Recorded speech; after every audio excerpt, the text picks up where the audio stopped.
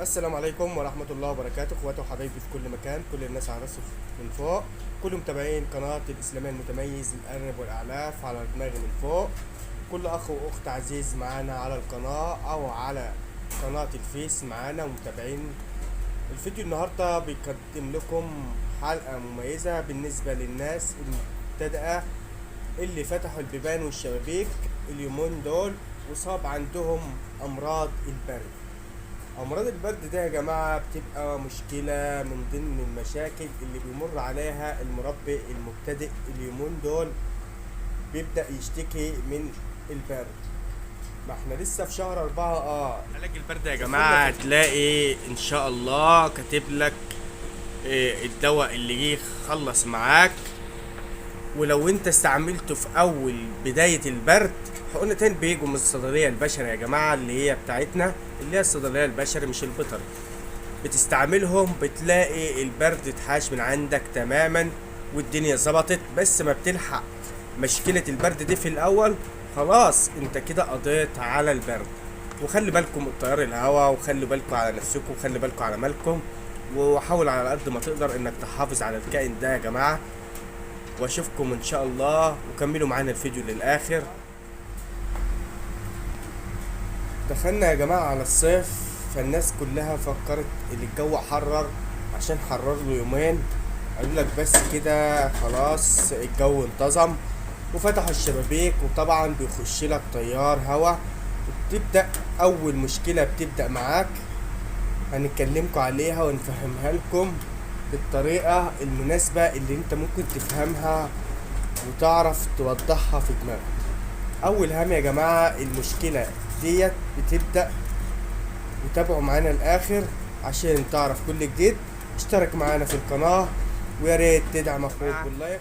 اغلبية الوقت بتلاقي المشكلة دي يا جماعة في الامهات اللي بتبقى لسه والدة. ليه مش معنى بتلاقي المرض ده في الام اللي لسه والدة؟ طبعا يا جماعة بتلاقيه في الام اللي لسه والدة، لانها بتبقى لسه والدة، فتحات جسمها متفتحة، يعني سهل جدا مناعتها بتبقى قليلة، فسهل جدا يا جماعة تتصاب معاك بالبرد. البرد اضراره ايه يا جماعة، وبتبتدي معاك ازاي، وازاي اعرف ان الام جالها برد؟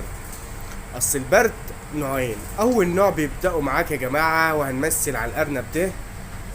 طبعا الارنب اللي انتوا شايفينه ده يا جماعة، بتبص في المناخير بتلاقي عند المناخير هنا يا جماعة ابرازات بيضة.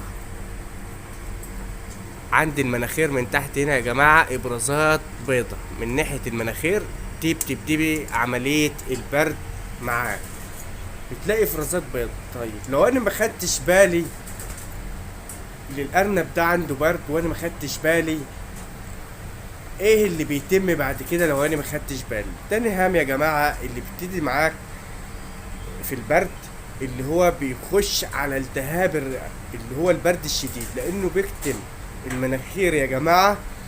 فاصبحت الام كل نفسها كله من بقها، يعني من الفم بتاعها بتبدأ تتنفس مع المناخير مكتومة يا جماعة. فالام بتبدأ تزيد معاك حالات البرد عندها، وبتبدأ تخش في مرض التهاب الرئة. ما دام وصلت المشكلة دي لالتهاب الرئة، طبعا يبقى انت كده ايه يا جماعة، تبعد انك خسرت الام، كده خسرنا الام تماما.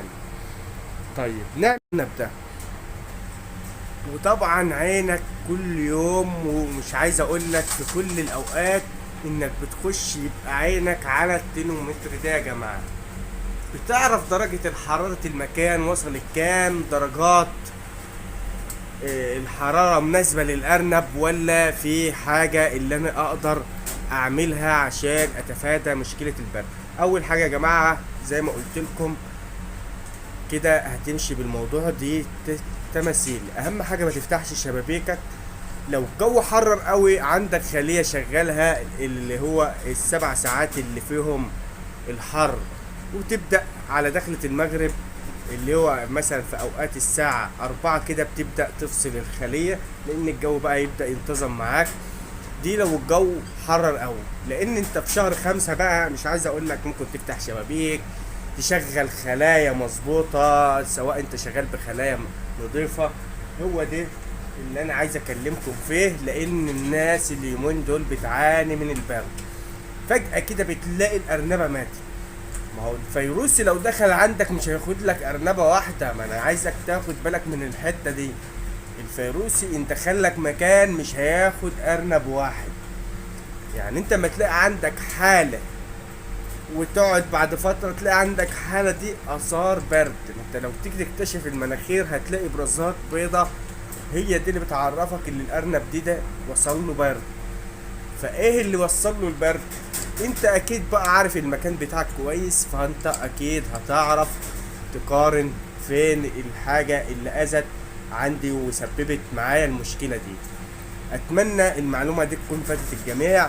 ولو عايز تعرف خلاصة البرد للعلاج او العلاج اللي انا اقدمه لو الارنب جاله برد، يا ريت استسمحك تكتب لي تعليق وانا اجيب لك حاجة للبرد ومية المية وهتجيب معاك من الاخر. ويا ريت لو عجبك الفيديو دعم منك للفيديو بلايك. والسلام عليكم ورحمة الله وبركاته.